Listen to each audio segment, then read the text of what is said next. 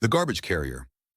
Early in the morning, the leopard set out with steady steps to hunt food for himself and his family. When the animals saw him, they trembled with fear and hid behind the trees. The monkey said, trembling with fear, "How strong this leopard is! I am very afraid of him." The gazelle said, "I too am afraid when I see him. He can devour me in his mouth with the speed of lightning." The zebra said, "What bad luck I have. My brothers and I are his favorite food, and he fills his belly with my kind and my kin." Then he stopped talking, and his eyes filled with tears as he remembered zebras he had lived with, who were then devoured by this strong leopard. The giraffe said, "He comes back every day carrying plentiful prey, which his wife and cubs eagerly receive, eating and filling themselves with joy." When everyone had finished talking, the fox said, "He is indeed a strong leopard, and you are all afraid of him. Indeed, we all fear becoming his food, but I can make him carry the garbage from my house." The animals laughed at what the fox said. The monkey said, "You probably mean you will carry his garbage to get close to him so he won't eat you." The fox answered with determination, raising his voice so all the animals could hear.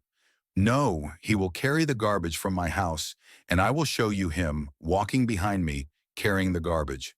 But give me some time. We won't lose anything if we wait. Show us what you can do."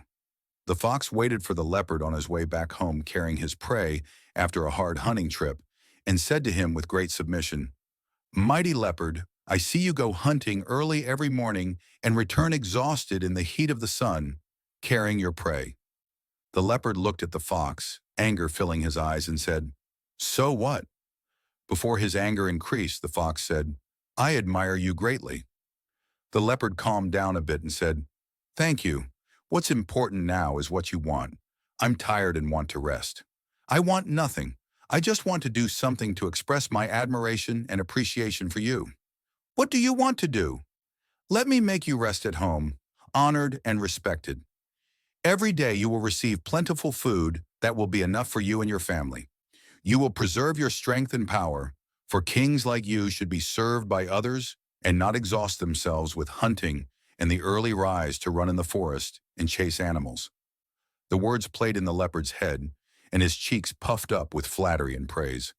Then he raised his head to the fox and said, "When will you start bringing the delicious meat?" "From tomorrow morning your food will come, my king."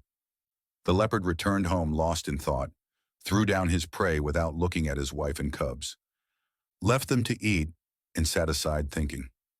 His wife approached him and asked, "What's wrong? You are not yourself." "Nothing except that I am tired of going out, hunting, and getting exhausted. It is not fitting for a strong leopard like me to endure such exhaustion for such tiresome prey." "Where will we get food?" "The fox will bring me food while I rest at home. He admires me greatly." "But why would the fox go to such lengths to let you rest? You do not know the greatness of your husband. I am not comfortable with this." The fox would go to the leopard in the morning carrying meat, which he stole from his neighbor, the tiger's house. This continued for a whole week.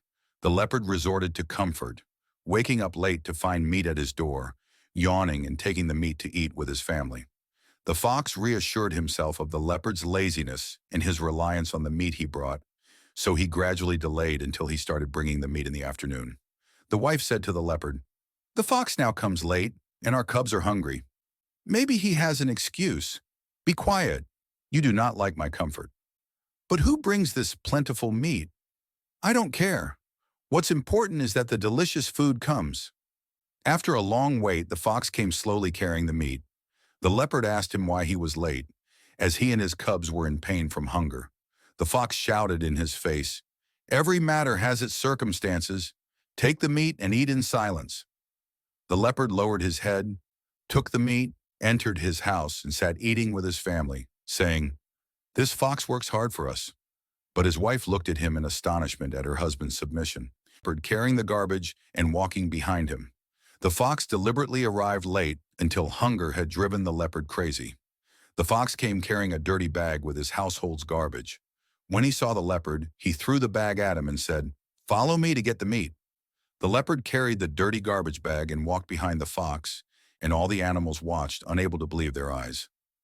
There was the leopard, walking broken and carrying the garbage bag behind the fox, who walked proudly with his head held high. The fox deliberately walked in the sunlight, far from the trees so the animals could see clearly. The leopard looked at his large shadow as he walked behind the fox. He felt a pang in his heart, realizing he had humiliated himself by resorting to laziness and not going out to hunt, relying on the fox to bring food. When he returned home, the leopard sat thinking about his situation, then stood up suddenly and said to his wife, "I will go hunting early tomorrow to bring our food as I used to." In the morning, the leopard set out to hunt with his steady steps. When the animals saw him, they hid behind the trees, trembling with fear. The fox stood with them, trembling too. The monkey said to him, "Strange, yesterday you made him carry the garbage from your house, and today you tremble in fear of him." The fox said, "Yesterday I fed him. Today he is the one who works hard and hunts.